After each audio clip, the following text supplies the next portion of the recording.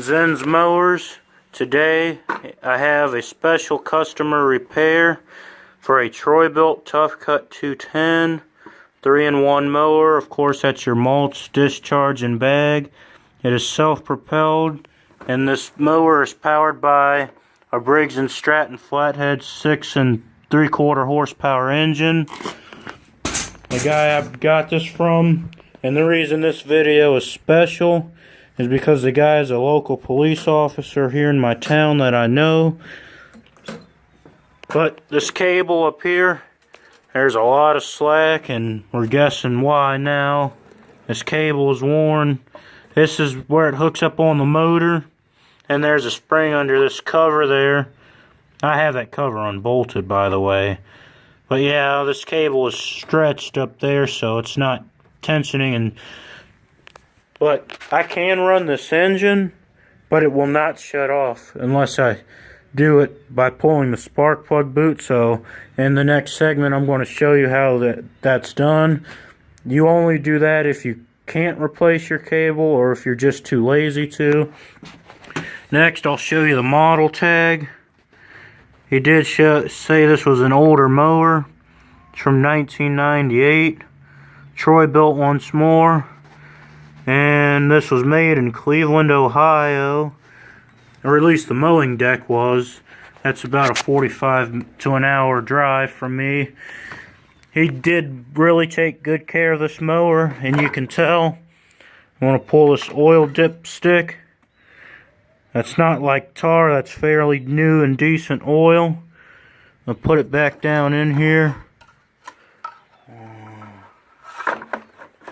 Just set it there for now. But anyway, I'm going to get this running and show you guys how I shut it off. And then later in the video, I'm going to go through the choke cable replacement. So just stay tuned. I'm back to show you this Bilt Tough Cut mower. This is how I'm going to run it without a choke cable. Your safety brake's not interfering in this case. So I'm going to put the spark plug boot back on. Oh, and by the way, you always take these off when you do any type of engine maintenance.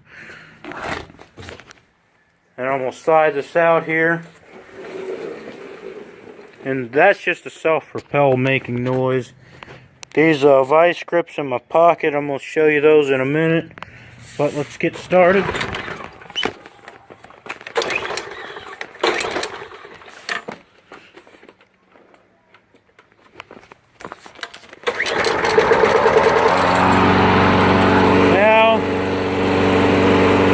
Cable's not shutting this engine down. These vice grips, you want to go up here to the spark plug. There's that boot wire. I just grip that wire. Shuts that engine down like that. Yes, I did get a little bit of a shock, but that's fine. Heck, I'll be buying a cable tomorrow because today is Sunday. So yeah, I'll see you in the next segment. We'll be replacing the cable. Back for this mower here. This is a brand new choke cable down to the brake here on the motor. I'm going to tell you how I hooked this up. I got this part in from the local mower shop. And it's got this black tension set piece, and there's also one up in the handle. Just slide this through, and then it automatically locks. And then there's this J-hook up here. My choke lever is still hooked up to the motor. This tape is on here because I broke this black piece that holds the tension set, but the piece was still intact enough for me to tape it, and it still worked right. Then I'm going to go ahead and get another piece. This handle, this tension's like it should, and that's about as much play as it should have, no more. Down here on the motor, I took this spark plug out and wire wheeled the end of it. I checked the air filter. It's not that dirty, so I just left it there. So I'm going to go ahead and put this plastic cover back on. This was just off for me to show you the motor. But I'm going to go ahead and put that back on. I'm going to start this engine up by the handle and so you guys can see that it works right. Also, when you order this part for this particular model, part number 9461132, this is a Genuine Parts MTD, all their off brands. But let me end this part here and I'll get back with you. This is our final segment here. I'm going to go ahead and get this started up. As the title says, I was replacing the choke cable on this mower. I got this engine cover back down. Now note that these bolts, where I'm pointing this camera right here and across, this is a Phillips screwdriver. And most of the time with these, they come off with the Phillips. Now I had to prime this engine a few times. I'm going to go up here to the handle.